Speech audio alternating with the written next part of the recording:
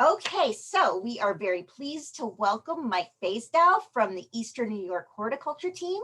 He is a tree fruit specialist and is coming to us all the way from Plattsburgh in Clinton County.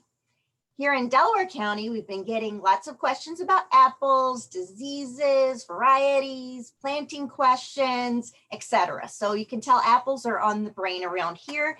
And I was thrilled when Mike agreed to join us and talk all about apples. So with that, I will turn it over to Mike. All right, great. Thanks so much, Carla. I'm going to go ahead and see if I can't share my screen again. And I'd like to thank you all for having me today. And, even though I'm up here in Plattsburgh, we're close to the Adirondacks, so I understand that sort of sense of mountain community. And my wife did spend a few years in Delhi, so I'm familiar with the area quite a bit. So it's nice to be, speaking with some Catskills folks today. So today we're going to really get into apples. I'm going to cover some of the really basics of getting started, looking into putting in some apple planting. So we'll talk about choosing our best site. We'll talk about how to prep that ground once we choose that site. And then I'm going to give you just a really basic look into how we go about managing the pest complex that we have for apples in Eastern New York.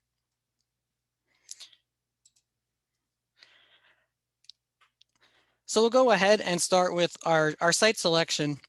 And we really want to take the time to really think about the site that we're choosing for our apple plantings, because we have to keep in mind that this is a perennial crop.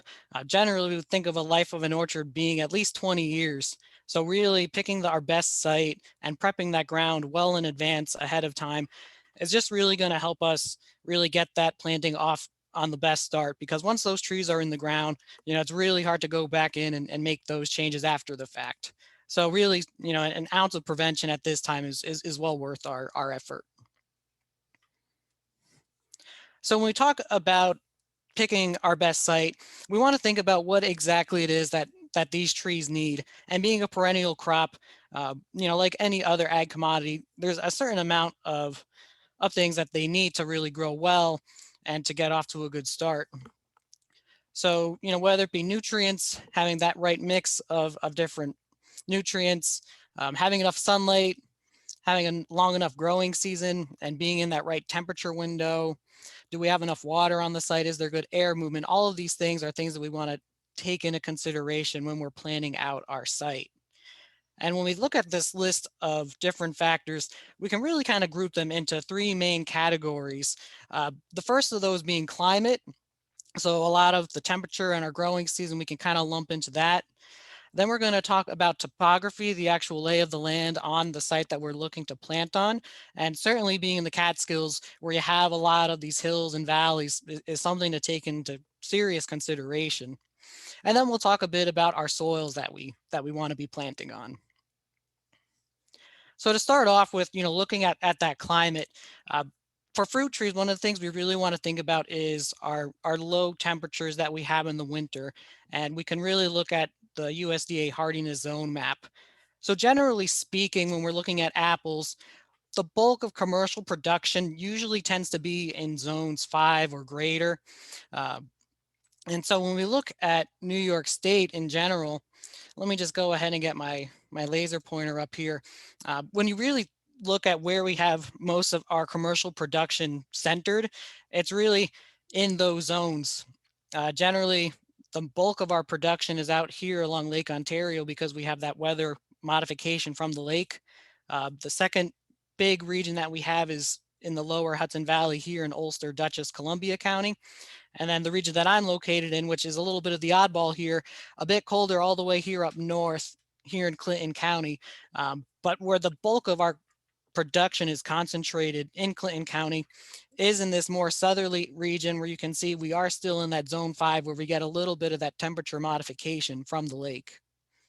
So generally, when we think about the Catskills, you are at the minimum in that 5 range. So you are in pretty good shape there as far as your winter lows are concerned. The next thing we want to be thinking about is our frost-free dates, and that really ties into our growing season length. So again, most of our commercial apple orchards tend to have growing seasons of about 150 days or greater. So we can look on these maps here This first one shows when that last spring frost date is. And I pulled up for, the general Catskills, kind of centering on Delaware County. It usually tends to be sort of that May 20th to May 30th date, so fairly late. You can see up here in Clinton County, we are actually, our last spring frost tends to occur a little bit earlier. And then looking at your frost-free growing season, we're sort of down into the 103 to 143 days. So you do have that short growing season. So if you are looking to do apple production, usually what I recommend to people with that shorter growing season is being really careful with your variety selection. So as an example, I wouldn't recommend planting something like a Fuji or a Pink Lady. Uh, Most of those varieties have a growing season requirement that would really take them into ripening not until November. So certainly the same up here in Clinton County, they would be ice balls by the time we pick them off the trees. So definitely a big consideration as you think about your plantings. Another thing we want to be thinking about is precipitation needs. Generally, when we're talking about apples, those orchards need between 20 to 30 inches of water on a yearly basis. So you can see on this map roughly how many inches of precipitation we get in a given year in New York. And of course, the thing to remember is, when is that water requirement for those trees? So generally, the biggest requirement is going to be in that spring to early summer when there's a lot of water demand as we're growing foliage, as we're growing fruit. Uh, so this annual precipitation is falling in the winter, in the spring, throughout those other times. So for a lot of our commercial production, we do recommend having supplemental irrigation. And in particular, we want to have that available in those really dry years when our trees are young and when we're getting them established. At that point, their roots are really small and compact, so they really can't access a lot of extra water. So we want to be really making sure we have supplemental water for them. The higher the density plantings that we are utilizing in commercial orchards, again, they have smaller roots in general. So a lot of the tall spindle, high density plantings we're putting in now, we really recommend irrigation if you can. And the other thing that's nice to have water for is it can really help you size your fruit in dry years. So now we'll talk about topography or sort of the lay of the land. And, as I mentioned, when it comes to growing fruit in the Catskill region, I think this is really important because we do have so much of that kind of variable landscape. Um, you can see in this photo here, this is actually a peach orchard. And one thing you might notice if you ever visit some orchards that have mixed plantings, oftentimes you'll see peach trees higher up than the apple trees, and that's for a very specific reason. Um, so on this slide here, we'll talk about air drainage and how the slope really affects that. So just in terms of simple physics, cold air is denser than warm air. So cold air tends to run down the side of a hill and actually settles down in the valley. So oftentimes what we'll see is we want to situate our orchards somewhere on that middle of that slope. And because of that, since that warmer air is going to be closer towards the top, that's why we tend to have those peach trees higher up, because they tend to be more susceptible to cold damage. So when it comes to picking out our sites, we can look here about where we want to actually go ahead and put our orchard. You can see them lettered out here. So generally, again, sort of that mid-slope level, you can see A would be a good place to put that orchard because you are sort of on that mid-slope there. So you won't have that cold air settling down there. C would also be a good spot, again, because you have that slope there. E is questionable. On this site here, you can see we have the prevailing winds. So in this case, it's likely that cold air is going to get blocked there because there is this windbreak here. B and G are also questionable. They're at the top of the hill. So even though the cold air is going to drain down, it is just naturally a colder site. The soils at the top of that hill are also generally going to be more easily eroded, so they won't be quite as rich either. And then really the do not plant locations on this map are site D, because that's really that lowest point that cold air is going to settle there. And also F, because essentially when you have that windbreak there, what's going to happen is that cold air mass is going to come in here, settle down right in those trees, and that windbreak is going to act as a buffer. That cold air is not going to be able to break through that. So to talk a little bit more about slopes, we can think about, to what extent are they sloped and what the direction of that slope is. So again, we like planting on slopes, good air drainage to protect us from frost in the spring. Also helps with our soil moisture. It helps drain the soil a little bit more if you're not planting at the lowest point on your farm as well. Some of the downsides are you do have some potential for soil erosion. And then we also need to think, if we are planning on those slopes, our equipment. If you are going to be using a tractor, is it so heavily sloped that you're not going to be able to really comfortably get your tractor through that? So things to think about when you're when you're deciding on that site. Then the actual direction of that slope is something to consider as well. So generally, the north slope is going to be the coldest because it has that less direct sunlight. So you're going to have less sunlight. You're going to have less heat unit development there. You're going to have less need for water. And your risk of a spring frost is also going to be lower on that site because it's going to be later to warm up in the spring. Whereas conversely, the south slope is going to have the most sun. It's going to heat up faster in the spring. So it could be good for extending your season, but you're also going to have a higher risk of a spring frost. And then east and west slopes are sort of intermediate between the two. So now we'll talk about soils. And the main things we want to look at here are really the type of soil and the texture of that soil, and really the drainage of that soil. We'll also look at the depth of the soil. We'll talk a little bit about water holding capacity, and then some information on nutrients and pH. So what I always recommend to people that are just getting into orchards is, taking out your soil survey, whether it be the paper copy that's available at your local cooperative extension office, your NRCS office, or looking it up online and really taking that field that you have in mind and seeing what exactly you're working with to see if it is going to be a good site for you. So when we talk about what is an ideal orchard soil, uh, the thing we're really looking for is a well-drained loam to sandy loam. And I have the soil texture map up on the screen here. Generally that loam to sandy loam, when you get into more of the clays, they start to get a little too heavy, and that's where we run into issues with water drainage. And then as far as depth of the soil, we like them to be fairly deep, at least 3 to 4 feet deep. But again, the most important is really having well-drained soils. And I also pulled up, this is just a photo of the soil survey of a local orchard up in this area. And you can see this BVB is a Bombay sandy loam. So really nice, well-drained soil. And you can really see that's really the bulk of what we have our orchards planted on up here in Clinton County. So as I just mentioned, drainage is really important. Apple trees really don't like having wet roots. It leads to a number of different rots, and the trees just don't grow very well. So we really want to make sure that we're correcting the drainage if we do have any issues. And so there could be a lot of reasons for having poor soil drainage. Again, if it's at the bottom of that slope, if it's at the low point in your orchard, you're more likely to have water collecting there. There could be a textural change on that slope that might prevent water from passing through. You could have a heavy clay content, a compacted layer. You could also just have a high water table.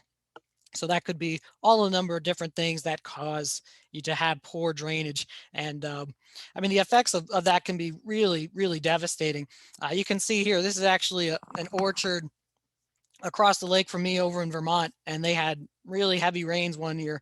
And what happened here is this orchard was located at that low point on their slope. So all the water just collected there, and it had really nowhere to go. So the trees were just sitting in this for a while, and the trees did come back from this, but it certainly stressed them out, slowed them down. And if they had this repeated year after year, you're going to really start seeing some tree stress there. So outside of looking at your soil map. You can test the drainage on your site. You can do an infiltration test. So we recommend digging a test hole, dig about 3 feet deep, and then you're going to want to fill that with water. And then you want to come back 72 hours later and see what's left. So if there's water is still present, you know it's not draining very well. So we'd recommend finding either another site or taking some corrective measures to improve your drainage on that field. And we'll talk a little bit more about that later on when I talk about prepping the site. So the next thing we want to look at is our fertility on our site and our pH. And so generally the way we test for this as we're evaluating a site is if you have a spot in mind, you'd want to take a soil test. And what that's going to do is, give you a rough idea of your pH, your potassium, your phosphorus, your calcium, your magnesium, a couple of your other main nutrients in your organic matter.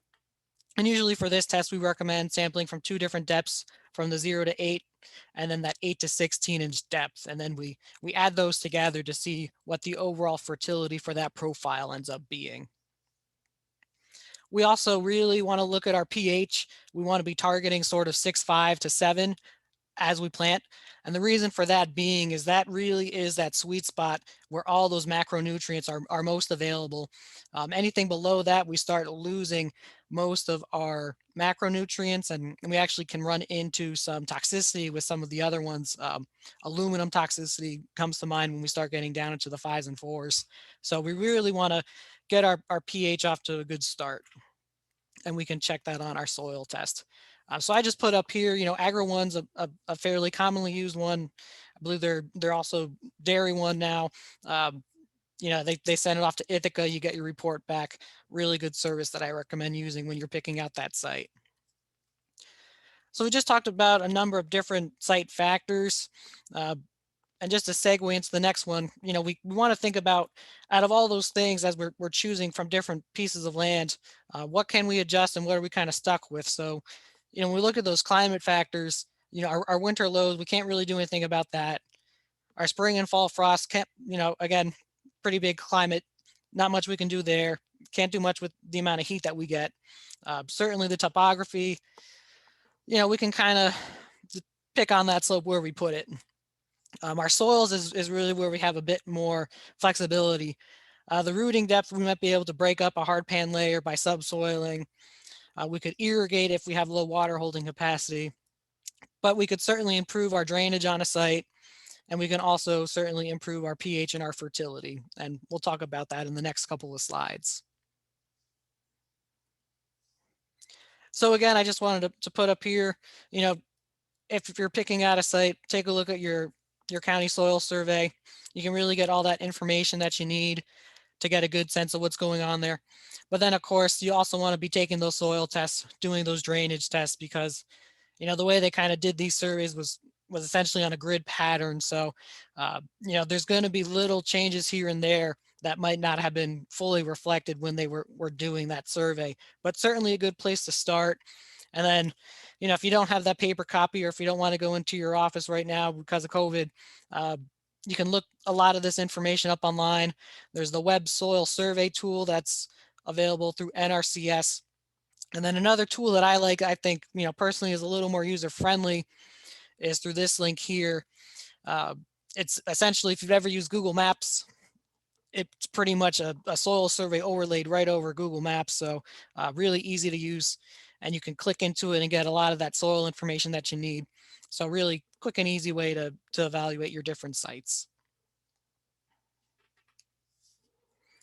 All right, so that's selecting the site. Now we'll talk about how we want to prep that actual site.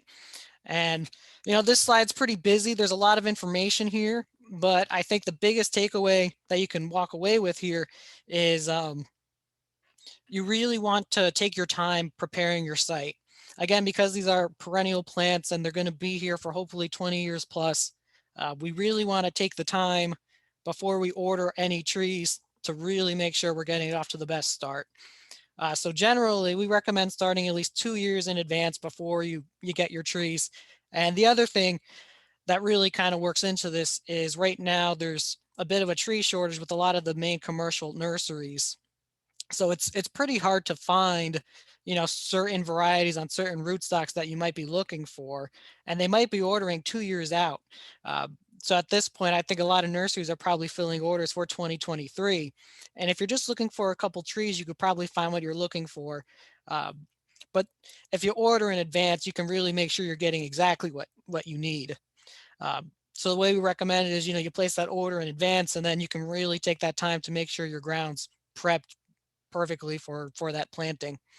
So generally, that 2 years prior, we want to do a lot of those big fixes that we talked about earlier. Picking out that site, correcting our soil drainage if it needs to be done, removing big stumps and vegetation. If you're clearing out a site, we want to test and amend that soil. We want to start doing our cover crops.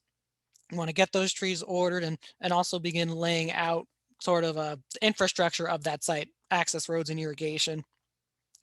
That next year is really about cover cropping and getting nutrition and the weeds under control and starting to establish the understory of the orchard, getting that grass layer on. And then finally, the spring up planting, actually getting those trellis supplies if you're doing a trellis system, uh, laying out the orchard and getting things planted and established. So we'll go ahead and walk through these together. So again, 2 years before, thinking about your access roads, how exactly you're going to move throughout the orchard. Uh, what we can sometimes see happen is you'll plant the trees, but you didn't actually leave enough room at the edge of the field for you to get your tractor through there. So generally, our recommendation is about having 40 feet on the end of the rows, just so you can, get your tractor turned around. If you are pulling a sprayer, you're able to to move and make those turns with your equipment. Getting your irrigation headers and your main lines in place ahead of time, so that you're not planting those trees in June and then there's no water and it's 90+ degrees. We've seen it happen before. Just having that in place beforehand is going to save you headaches down the road. Getting deer fencing all set up, getting your drainage taken care of, and again, doing those soil tests and getting those big adjustments done. So I talked earlier about how we can improve our soil drainage. There's a couple of different things that we can do. One of the simple things that we can do is just subsoil, rip up the soil before planting. This can be good if you have like a compacted layer with some good soil underneath it. So in this case, you can take a bar, uh, put it down about 24 inches, and then essentially what you're going to do is just rip up that hard pan layer and just bring some of that fresh soil up to the ground. And just ripping that up can be good in some situations where there's still good soil there. Some other options that might work for you, you can plant on raised beds. We don't see that a lot commercially. Uh, so I don't see that often, but you could do it. Uh, the most commonly seen option that we do in commercial orchards is really installing drainage tile. This is really best suited for somewhat poorly drained soils, maybe for poorly drained soils as well. At that point, if it's a really poor draining site, there's sort of a cost limitation for some people, just from the distance those lines have to be put from each other. So just a couple of ways that we can improve our soil drainage. So one thing that you can do is to plant on a berm and use sort of these diversion drains for if you have surface or groundwater. So in this case here, you can see we put this ditch in the ground on this slope. And so the idea is that the water is going to pool here, and then you want to have a slope here so that that water then pulls down and you'll actually plant your trees up on this berm here. So that's one simple solution that you can do. We can also dig these other ditches where if you have groundwater infiltrating, you can dig down and just divert that water down. So these are some more of those simple fixes. Again, we don't see too much of this in commercial orchards, but if you're just planting a row or two, this could be a solution for you. Again, what we usually see happen is more of this tile drainage. Um, Old school was sort of this actual ceramic tile. Nowadays, it's more of this perforated plastic material, and that's sunken down to a certain depth below the rooting zone. So I would say you want to get this down about 24 inches, so it's well below your tree roots. And, there's a number of different patterns that you can use. And what we really recommend to people is, there's a lot of different engineering calculations that go into this. So you really want to consult with a drainage company, and they could really walk you through your site and figure out what specifically you need to do to best drain this site. Um, certainly the depth again, generally 2.5, 2 feet. The pipe material that we're using is going to be either single or double walled. A lot of people are using this fabric over it now. It just keeps a lot of the gunk out of it, just so it lasts a lot longer. There's a number of other things you need to think about though. Does your site need surface inlets? What does your main pipe size need to be? So again, this is really for a lot of folks. I think this is a pretty complex job. So we really recommend that you work with a drainage company, let that engineer figure out how to best move that water around for you looking at your site. So now I'll talk a little bit about cover cropping our site. We recommend doing this for a number of different reasons. Usually it'll help us improve our nutrition and our organic matter on the site. It can also help quite a bit with suppressing weeds. So this is just a sample regime. The fall of that first year, we want to clear out any old vegetation. This is particularly, if we're replanting an orchard site, or if you're starting with a woodlot kind of stand. Then we want to put on winter rye and vetch. And again, that's going to increase our nitrogen and our organic matter, and is also going to control any erosion during that winter. Then that next spring, we'd start with Sudan grass. Again, that's going to increase our organic matter. Then we plow that, put on canola, let that grow for a time, plow that under, going with buckwheat, and then plow that into winter rye, let that overwinter. Then in that fall, that second year, we would be establishing our actual grass strips for our orchard, and generally we'll do a mix of perennial rye, red fescue, and a chewing fescue. And if you want to find more information about different types of cover crops, we have a great tool through Cornell. So again, here's just a couple photos. You can see some buckwheat, and I believe down here is some canola that that they've went ahead and established in an orchard site. So talking about our pre-plant amendments for our soil fertility, lime is really probably the biggest one, making any organic matter and mineral elements ahead of time. We want to do this all ahead of time because we don't want any chemical fertilizers actually going into the planting hole itself. So we want to make as much of these changes ahead of time.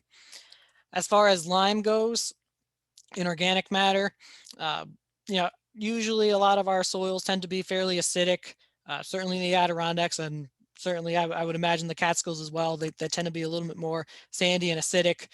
So generally we find that we do need to add quite a bit of lime. Cover cropping, again, can add a decent amount of organic matter. As far as nitrogen, the main recommendation is usually we add 40 pounds of nitrogen per acre when we go to establish that cover crop. And then we want to add another 40 pounds when we are going to establish that sod.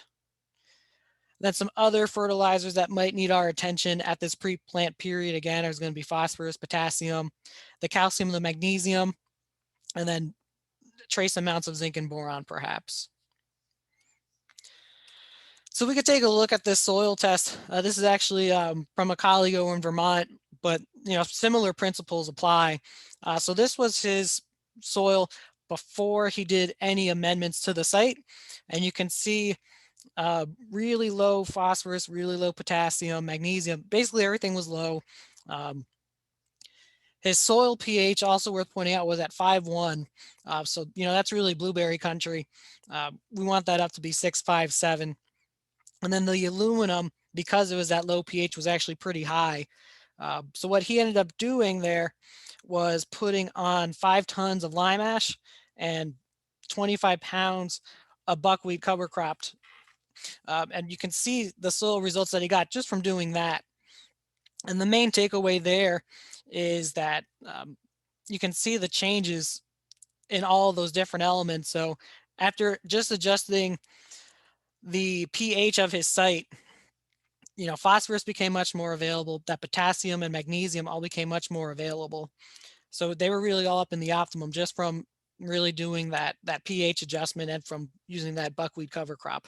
So even in the source in the time frame of just a year or two, we can make pretty big corrections to our site through these simple methods.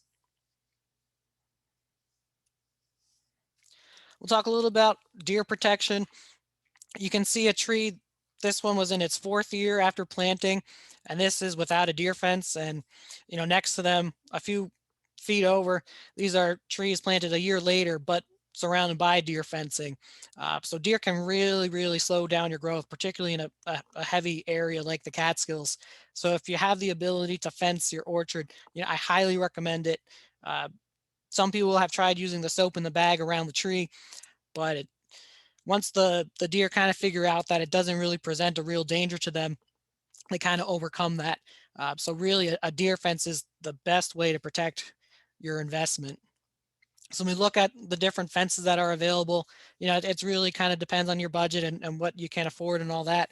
But a few of the different options that are available, this high tensile woven wire, we really like to see that. We highly recommend that. And you want them to be tall because deer can really jump pretty high. So the taller you can make it, at least 8 feet, the better off you're going to be. Certainly you can do electric as well. And then if you're on a little bit more of a budget, you can do sort of a plastic mesh. And if you're only planting a couple of trees, if you just want to plant, a dozen or so, you could also, use some steel angles, put the mesh around each individual tree if you don't want to do the entire perimeter of your planting. So the year prior to the planting, after we made a lot of those big infrastructure changes, we want to get our perennial weeds under control. This is an orchard up in my area, and you can see this field bindweeds really actually just starting to grow right onto those trees. And that's a really tough weed to control. Their roots can grow 30 feet down into the ground. So really difficult to control. So we really want to do as much as we can before the planting to really get those under control. So we can do that through cultivating the ground, using cover crops to smother out a lot of those weeds, and using, judicious use of systemic herbicides, or, a combination of those different tactics. Then using those cover crops, chopping and plowing those down late summer prior to the planting. So as we get into that late summer now, we've hopefully gotten those weeds taken care of. And then at that point, once we get that last cover crop cut down, that's when we'd actually go ahead and seed our grass mix and do the final prep ahead of the planting year. So when we talk about that seed mix, again, most of the commercial orchards are using what we call the OVN, orchard vineyard nursery mix. And generally that's 40% perennial rye, 30 creeping red fescue, 30 chewing fescue. Very popular here in New York. And generally like to get that seeded from mid-August to about mid-September, so it has some time to get established before we go into the winter. So now we'll talk about prepping and planting the site. The spring of the actual planting, we want to go ahead and lay out that planting. We want to square the field and mark the location of our rows. We want to kill the sod strips of our rows. We want to mark the location of our trees, and then we want to go ahead and plant those trees. So in this case, you can see this is actually a vineyard. They went through and used an herbicide to kill out the sod in those rows so that they had bare ground to go ahead and plant into. Another option, if you don't want to use herbicides, in this case, they went through and just cultivated the ground in each row, just so that you're planting into that nice bare ground. So when we talk about, deciding on your tree layout, a good thing to remember to get to the amount of trees per acre that you want is taking 43,560 square feet and dividing it by your tree spacing and your row spacing. That'll get you to your overall trees per acre that you're working with. When we talk about our orchard layout, there's a number of different spacing that people use. 3 of the most popular right now in commercial orchards is 3 by 12 or 1210. That's a really high density planting. Other commonly used ones are more of a 6 by 14, which is more medium density, and then a more traditional 12 by 20 or about 180 trees per acre.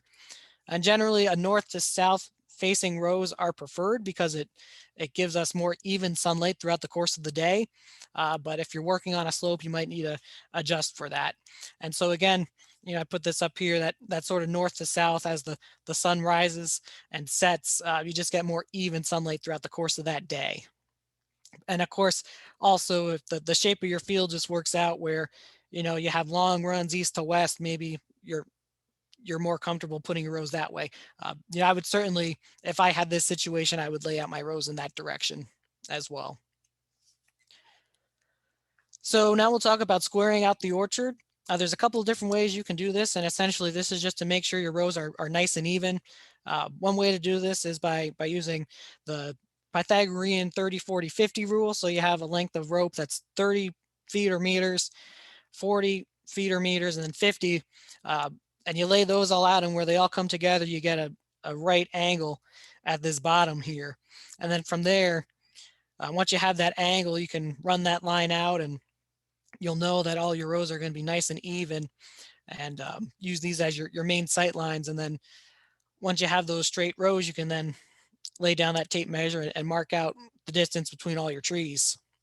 So here again, you can see them working that out, laying out those lines and making sure everything's nice and square so that the rows are going to be nice and straight. Another option is you can get one of these transects. What's nice about this is you can rent one for like $200, and then it's a really easy way to get those 90-degree angles for you. And then once you get those laid out, you can put a marker at each tree, in this case, putting posts on the ground, and then spray painting down where exactly each tree is going to go, and then augering those holes. You can use a tree planter or an auger, or you can dig by hand. Certainly, as you're getting into larger plantings, I recommend having that auger. The tree planter works really well on big acreage, but you also need to have not too rocky soil for it to really work well. So I think the auger is a good solution. Once you actually get those trees in the ground, making sure they get water shortly thereafter is really important, so that those roots get really good contact with the soil. And then another thing to consider is when you actually go to plant the trees, you're going to have these dormant trees, and you need to make sure that the roots aren't drying out. And if you have a lot of trees to plant, they're going to be sitting there probably throughout the course of that day. So, have some kind of tank or buckets ready to go to keep those roots moist as you go through that planting day. So once you get those trees in the ground, you want to set those graft unions on the trees to about 2 to 6 inches from the ground. The more you have showing, the more dwarfing you're going to get, and the fewer burnouts you're going to get. You want to make sure you pack the ground down really well. And again, you want to install your irrigation system immediately after, as soon as you can, to prevent water stress. And then getting up your trellis, if you're using one, shortly thereafter as well, just so you don't have any trees bending over. We do have some cases where trees will snap off at the union, so the sooner you can get those trees supported, the better off you're going to be. At the very least, you want to get your end posts in and at least run a wire, at least low on the trunk, so that you have something to tie them off to. Then immediate aftercare from there, we want to get started in on our pest management program. And the main focus for the first year is really on disease management, controlling any foliar feeding insect pests, so like potato leafhoppers, aphids. We want to be monitoring for borers. They can really do some damage on these young trees with the really small trunks, and any mammal damage. So again, deer, rabbits, mice, voles. One of the main recommendations we have is applying a copper product to the trees immediately after planting. And then during bloom of that first year, removing those flower buds by hand. And the main reason we do that is for fire blight, which is a really problematic bacterial disease. And when we plant the new orchards, they tend to bloom later when it's hotter in the season, which is really conducive to fire blight. So that's why we want to make sure we do this extra step in that first year. And so that's a really good segue into this next portion of the talk. So I'm going to give a really brief overview of our general pest management in commercial apple production. And I took these two photos over the summer just to give you a sense of sort of some of the issues we're up against. So this is a cider orchard, and this tree was hit by fire blight this past spring. And you can see really just the bulk of the trees just really been hammered by it. And more likely than not, this tree is probably going to die. The entire tree is going to be lost from this. Um, then also very common is, codling moth damage, where we get some internal feeding. You'll usually see this sting on the fruit. And so these are just some of the issues we're dealing with in commercial apple production. This is more of a bit of the laundry list, just to show some of the key suspects that we're dealing with on an annual basis. And not every orchard's going to have each of these problems. You'll find that as you get experience growing your trees, you'll know what's there and what isn't on your site. But generally speaking, I would expect to see a bulk of these diseases every year. Certainly the mammals and a lot of the arthropod pests. Um, Being in the Catskills, where you get colder winters, I think more similar to my area up here in the Champlain Valley, we tend to get a little bit less of the intense insect pressure that my colleagues see down the Hudson Valley. But that's not to say we don't have our slew with them, and we're certainly treating for them. And then also weeds are a continual problem as well. So when we talk about developing a pest management program, especially for beginners, I like to kind of frame it in, thinking about different tasks that need to happen throughout the course of the year, because while the different actual pest complex that we end up with can vary, we do know that certain things will happen at certain times of the year, and we can time these pretty well with the growth stages of the apple. So when we look at apple, we have this dormant period, and then as they start to break dormancy, we hit silver and green tip when a little bit of that leaf tissue is starting to show. We have half-inch green, and then tight cluster when we can start to see the actual flower buds starting to form there. We have pink when the flowers start to turn a little bit pink. Then we get into bloom, and then petal fall when those petals actually fall off. And then we have fruit set when the fruitlets are actually quite visible and are really holding onto the tree. And so we can use these timings and really kind of go through the calendar year to get a sense of what we need to do at different times when we are looking at our pest management. And so this I pulled out. This is actually the Cornell tree fruit guide. And again, it'll have that chart listed, and you can actually go through and see at all those different stages, what are some of the pests that I might be dealing with at that time, and what are some of the recommended treatments for that. So some of the other tools of the trade when we talk about pest management, what we use mostly in commercial orchards, a lot of trapping. We really, when we talk about pest management, we never want to make an application for something that's not actually there. And the only way to know if it's there is to really get out and count for ourselves. So a lot of the commercial orchards, we're using a lot of these different traps. This kind of wing trap is very commonly used for a lot of our moth pests. So codling moth, oriental fruit moth, oblique banded leaf roller. This is an apple maggot trap. Down here we have a stink bug trap, and then a little hand lens. I recommend these for a lot of the smaller foliar pests like your aphids and your leaf hoppers and your mites, just so you can really get a good look at those leaves and see what's actually going on that leaf surface. And a lot of these you can purchase online. Gempler's has them. Great Lakes IPM are two really common places that I go to get these materials. Another common concept that we want to think about when we talk about apple pest management is degree days. So generally, in addition to those growth stages of the trees, we're also looking at the growth stages of our pests. And both the plant and insect development are really well correlated to temperature. And so we have a way that we can kind of track the accumulation of temperature throughout the season, which we call degree days. So just as an example of that, we know that codling moth larvae hatch roughly 250 degree days following their first sustained flight. So the way we do that commercially is we'll go out and have that trap. We'll see when we start getting those moths, and then we'll start counting those degree days, because it's really those larvae that are most susceptible to an insecticide application. So we want to make sure we're timing that as perfectly as we can. So how we actually go about and calculate out those degree days. A degree day is essentially the average temperature above a given base temperature. So in this case, base 50 is 50 degrees Fahrenheit. and they accumulate on a daily basis. So as an example for calculating that, let's just say on May 2nd, the high was 75 and our low was 65. So the average temp would be those temperatures added together and divided by 2 to get 70. And so our degree days for that day is 70 minus that base 50, which gives us 20 degree days total for that day.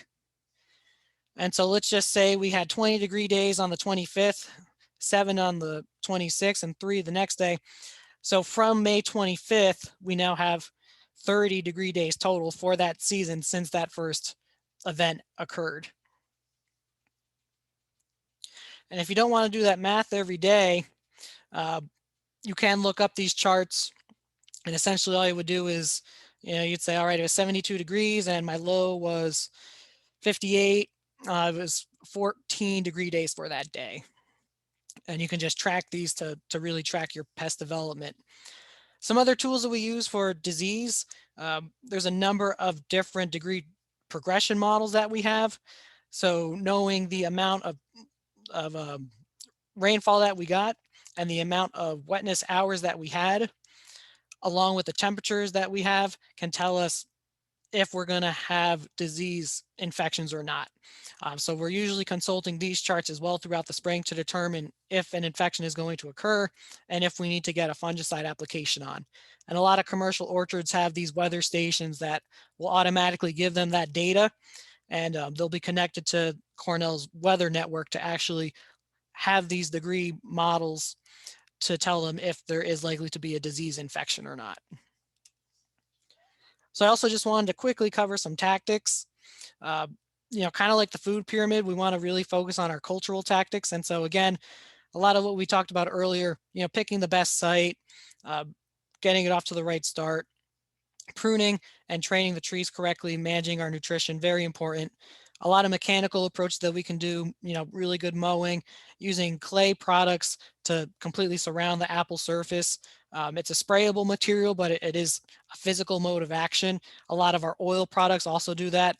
We do have some biological products, biopesticides that I think we're going to start seeing more and more of as we try to reduce our dependency on some of the chemical products, and then also mating disruption and natural predators.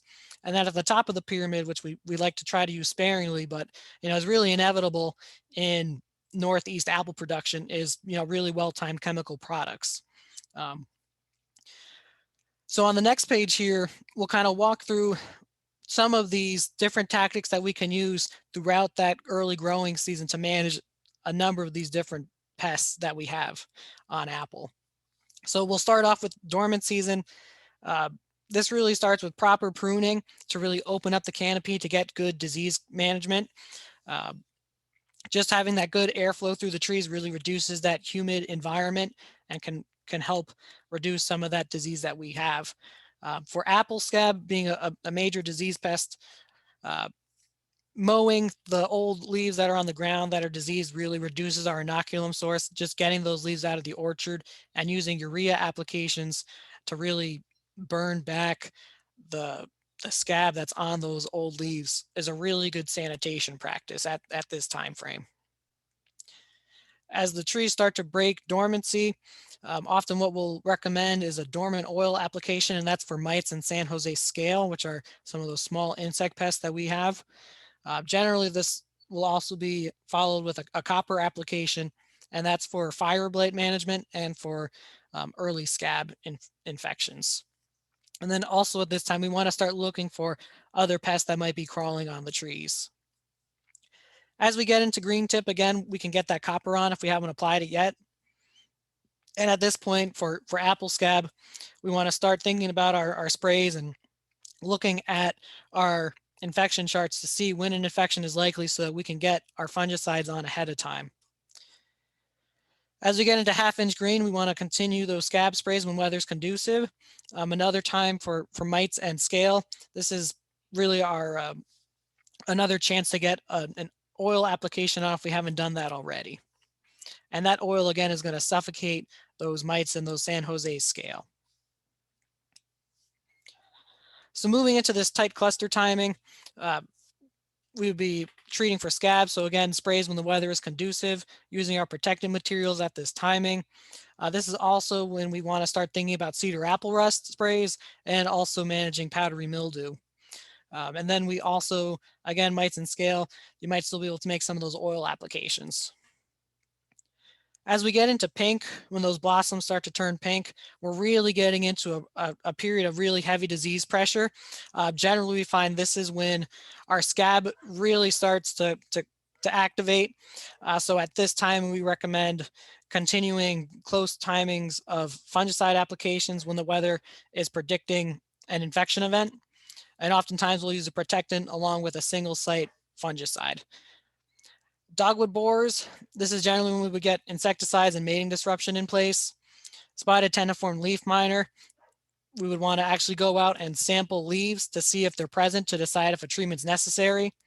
We also at this point want to be examining the buds to see if we're noting any insect damage or presence. A number of different pests are starting to emerge at this point: tarnished plant bug, scale, apple aphids, and a lot of our early worm complex like green fruit worm and OBLR. And then also, this would be the timing to make some larvicide applications for European red mite. At bloom, again, heavy disease pressure, we want to continue those fungicides for those main diseases: scab, powdery mildew, cedar apple rust. Fire blight, this is really a critical timing. We want to get our streptomycin on when an infection is predicted, and that's going to be when it's wet, it's hot, and the bacteria is active in the orchard. And we have disease models that we use to tell us when that infection event is likely to occur. Petal fall, again, we want to continue getting our sprays on for scab, powdery mildew, and apple rust. This is also when plum curculio really comes into play. Getting our insecticides time for petal fall and continuing those until we've accumulated 308 degree days past that petal fall point. Again, we want to be continuing monitoring for those larvae of these different fruit worm complexes, and then also sampling still for those spotted tendiform leaf miner mines. As we get into fruit set, things start to calm down a little bit. We're getting into a little bit past the primary scab season, but essentially we still have a little bit more of the serious scab at this point. So we want to continue with those protectant applications and those single sites. This usually goes to what we call first or second cover, so roughly 2 to 3 weeks past that petal fall timing. Again, we want to continue with that cedar apple rust up until that second cover spray, and for powdery mildew up until we actually hit terminal bud set when the trees have stopped putting out new flushes of growth. And then once we get into the summer, we're also looking at preventing summer rots, so using fungicide materials ahead of, again, favorable weather conditions. So you can see here, this is what secondary apple scab looks like on the leaf surface. This is powdery mildew on the leaves, and this is a bitter rot, which comes out a bit later in the summer. Also with that timing, we still have insects to contend with. Again, continuing with plum curculio, codling moth. Insecticides generally about first and second cover spray to control the summer generation, the first generation that we have in the summer, and then also OFM, another follow-up application for them. At this point, we want to be sampling for mites, paying close attention to that, deciding if we do need to treat based on specific thresholds that we have developed through Cornell.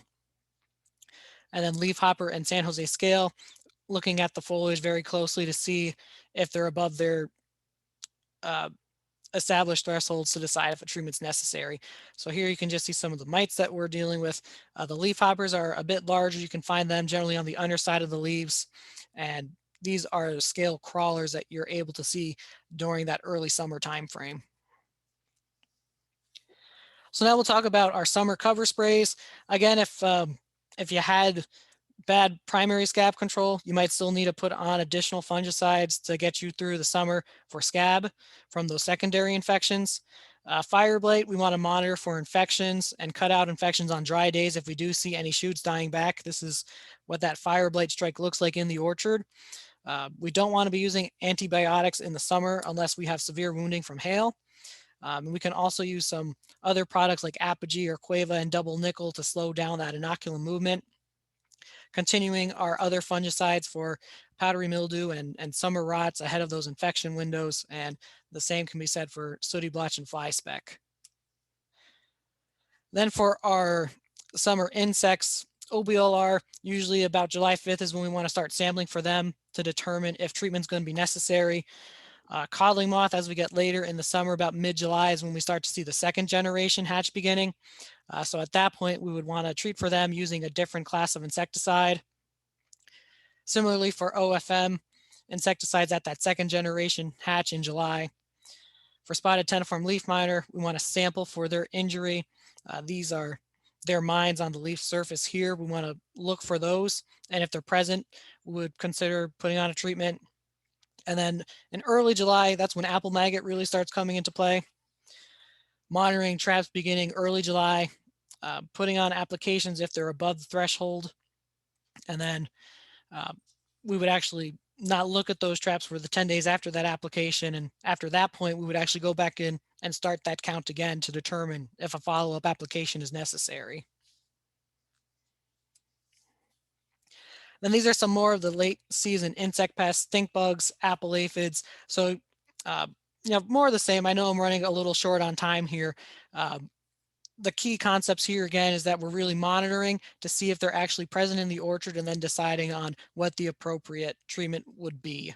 And so the way this kind of fits together in a treatment window, we had those early season sprays that we talked about, and then at that petal fall time is when we start on the plum curculio treatments. I mentioned that first cover and second cover is generally when we're getting those codling moth. That fourth and fifth cover, we're picking up those oriental fruit moth. These later covers, we'll get those codling moth again and those later oriental fruit moth. So really with these cover sprays is what we end up having is we're putting on a cover every 14 or so days, and we're only putting in the products that are necessary based on what we're finding in our traps, is the best way to really think about this. And just to kind of look at it on a really large scale, I know there's a lot happening here, but the main takeaway from here is you want to kind of think about throughout the growing season, what are the specific pests that you have, and you want to determine that through really good monitoring and trapping, and then, choosing products based on what you actually do have present there. So this is a more of a conventional program, and this is an organic program that we use up in Ithaca on an organic trial there. When it comes to choosing products, you want to choose products based on the problems that you have at that given time, that they're going to work on the pests that you have, how they work and their safety. And you want to rotate between different products because we want to prevent any resistance building, whether it be insect or disease. So always checking the labels, making sure you're using the right product and you're using it safely and effectively. So you can look at those different products. We have the field guide that I talked about earlier. We do have this organic apple production guide that Cornell put out a few years back. That's a really nice resource if you're interested in learning a little bit more about organic production. Then we also have fact sheets available online where you can really dive deep and learn about a lot of the specifics of each of these individual pests. So once we get through the harvest season, we're not quite done yet. I usually recommend still putting on urea after the leaf fall. That's going to be 40 pounds of feed grade urea per 100 gallons of water. And that is going to break down those scabby leaves again. So it really ties back into that orchard sanitation. If you have a flail mower, you can also give them a mow to really break up that leaf litter. And that's really going to help reduce that inoculum level come the next year. So we always want to be thinking, what can we do throughout the year? How do we kind of put all these different tactics together to really come up with that strong pest management program? And I also just want to make a quick plug here. You don't have to, I know that that's a lot of material to take in all in one quick hour. If you do want more information, we're certainly here to help you. I did want to put in a plug for the Eastern New York program. Depending on where you are, you might be just outside of our coverage area, but even if you're not within the counties, you can still sign up for our free newsletter and email chain. And so what we really end up doing is throughout the growing season, we'll send out sometimes 3 times a week, we'll have a list of really pressing matters. So we'll let you know, there's a big scab infection coming this week, or fire blights predicted at this bloom timing, and really give you an idea of what your different management programs might be. So I definitely recommend signing up for that if that's of interest to you. Other resources to look at from the Hudson Valley Lab, you have Peter Jensch, who's our entomologist there, and Dr. Sergeant Asimovich, who's our pathologist. They put out a wealth of material on insect and disease management, aimed mostly at the Hudson Valley, but still really good information for your region. And similar to what I do, what's nice about their stuff is they tend to be about a week to 2 weeks ahead of our plant development. So they're kind of the canary in the coal mine for what's coming down the road. So they're good resources as well. And then I'd like to just thank all the people who have contributed to these slides. And if there's still time allotted, I'd be happy to start answering some questions. Wonderful. Thank you so much, Mike. And we've got some good questions for you here. The first one is about fencing, thoughts on installing 8-foot at angles. Sorry, can you repeat that question? Installing 8-foot fencing at angles. I think that goes back when you were talking about protecting individual trees, maybe? Oh, okay. Yep, sure. So essentially what you would do is you put 4 posts around that tree. And what I recommend doing that is you want to give the tree enough space to the point where, once it's going to be mature, that it's able to kind of grow around that. Depending on the size of the tree that you go with, once it's mature, you probably don't need that level of protection. But if you're going to use a dwarf tree, really protecting the lower portion of that canopy just to keep the deer off of it is going to be really crucial. So generally, if you expect to have a dwarf tree that's probably going to have a 4-foot spread in either direction, I'd put those at least 4 or 5 feet out, and then I would go ahead and run like a chicken wire or some type of mesh between all of those posts. So if you're just doing a couple trees, I think that's a good solution instead of having to do the entire perimeter of your field. Okay, and can you put manure in the planting hole? Manure, I believe you can. I think you probably, I wouldn't recommend it unless it's really well composted. The big thing that we're concerned with is, if it's too hot, if there's too much nitrogen in that manure, there's the potential that you're going to burn the roots. So that's why we really don't usually recommend it. I would really, in that case, I would add the manure as you do your pre-plant prep. Work that into the ground. And, I think ideally what you would do is when you're going through and doing that deep till of that site, because we really think of the effective rooting zone to be sort of that 0 to 16 inches. So I would really want to get that incorporated ahead of time. There are some starter solution fertilizers that you can use, but really the general rule of thumb is we want to get the fertility where we want it to be ahead of time. And then once those trees are going to be planted, we don't want to add anything until a few weeks later, where we'll actually start to do a little bit of calcium nitrate to give them a little bit of nitrogen to then start them off. But generally, the planting is so destructive, and we want to be really careful with those roots that, we don't like to add anything at the planting time. Okay, and then this one says, Michael Phillips suggests using neem oil in various concentrations as a dormant oil and throughout the year at several intervals for pest control and disease control and overall tree health. I've heard different opinions about this. What are your thoughts and any other suggestions for organic options? So I was actually looking up Michael's stuff earlier today, so that's a great question. I have seen his recommendations, and interestingly enough, the University of Vermont actually looked at his spray, following it to the recipe. And what they actually found in an organic setting is it does not give nearly the same amount of control as a more traditional sulfur-based organic approach. I certainly think that mix is going to give you more control than not doing anything to your trees. But if you really want to have higher quality fruit in organic production, you would want to be using a more traditional sulfur-based approach. And then that sulfur-based organic approach is still not going to give you as much clean fruit as a traditional conventional program. Okay, and then here's another really good one.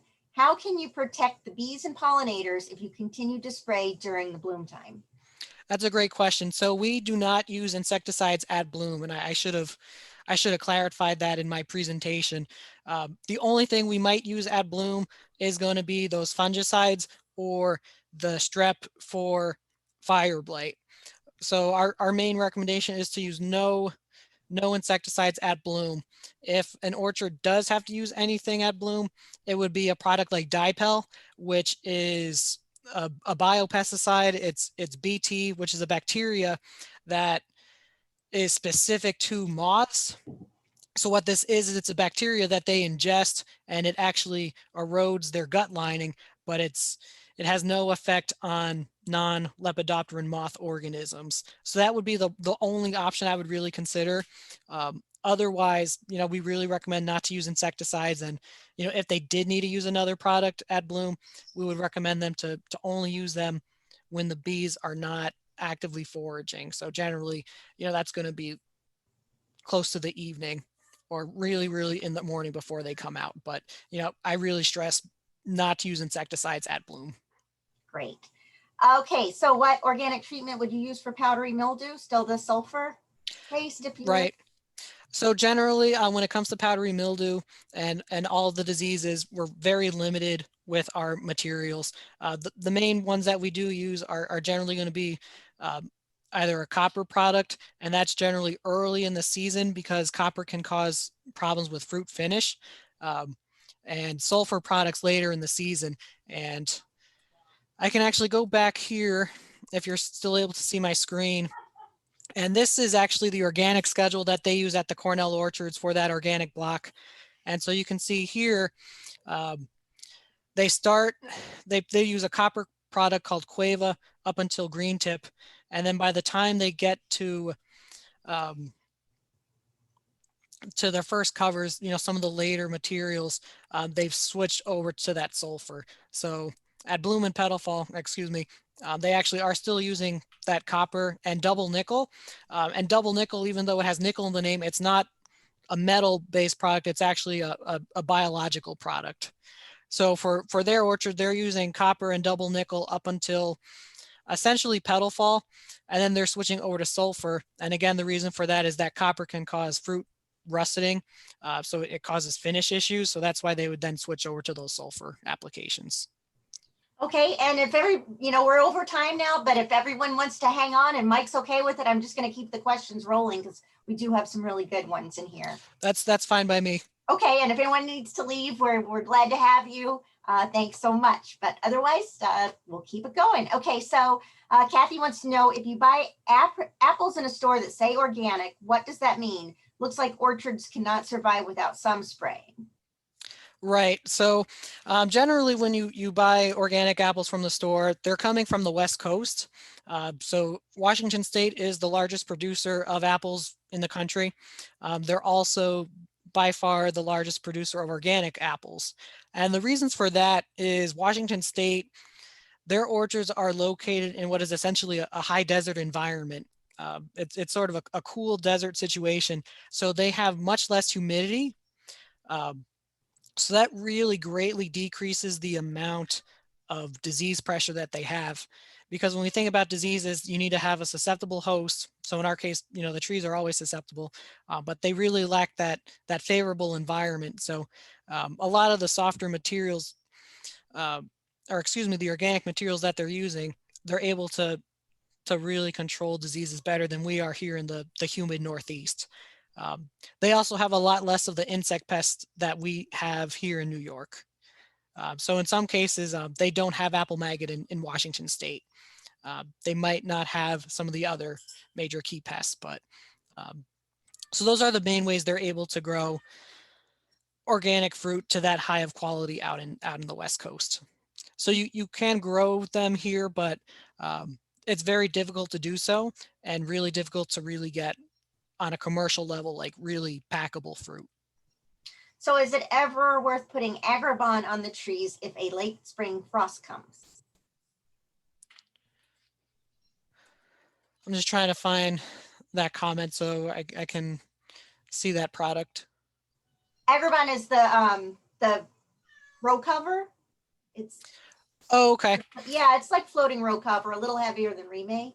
I gotcha. Yep. So, I haven't seen data on it. Certainly, I think if it'll keep the trees a little bit warmer, you could have some protectant there. What we usually see happen with a lot of the frost events that we have is it's generally going to be a really big like polar air mass that comes in at that point in the year. Um, so what growers use for that, some of them use fans to try to churn up that warm and cold air pocket to try to mix the air a little bit. Because generally when you get those borderline events, as long as you keep the air moving, it kind of helps keep the air temperature up a little bit. Some people have also played with overhead irrigation. As long as you keep a continuous amount of water falling on those trees, it'll keep that temperature at that right level. Some growers also light fires in the orchards on those nights.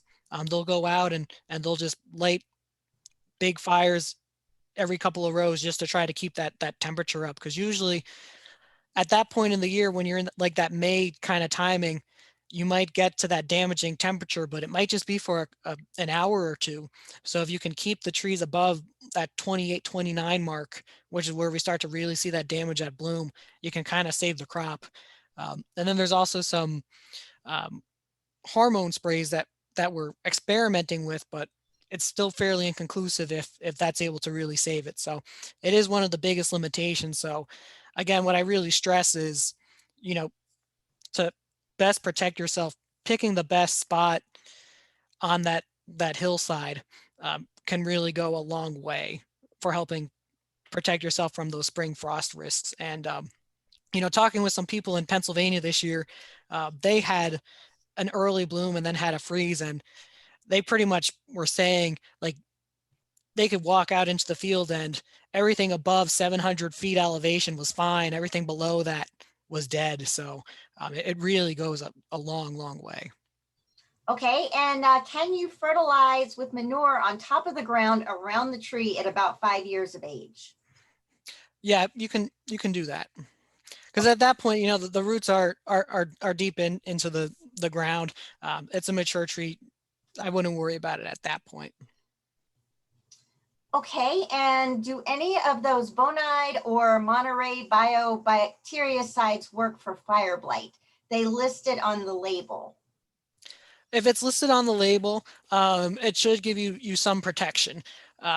So I mentioned Surgeon Asimovich.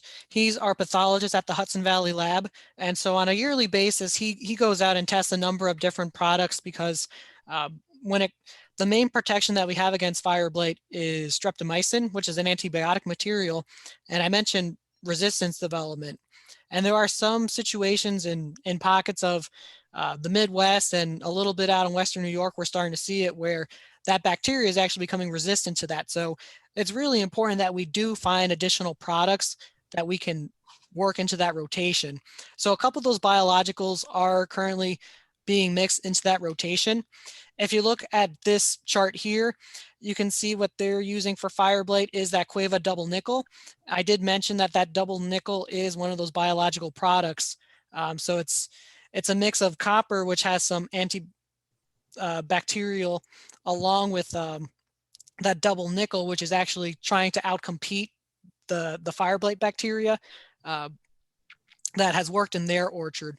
So I don't think you'll get the same level of protection as strep, but certainly if you are looking to be strictly organic, it's certainly going to do more than nothing at all.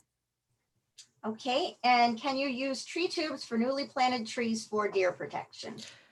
Yes, you can use tree tubes or tree wraps. The bigger thing that I would be concerned about there is that they're going to probably be going for the tender shoots on those trees. So even if you have the trunk wrapped,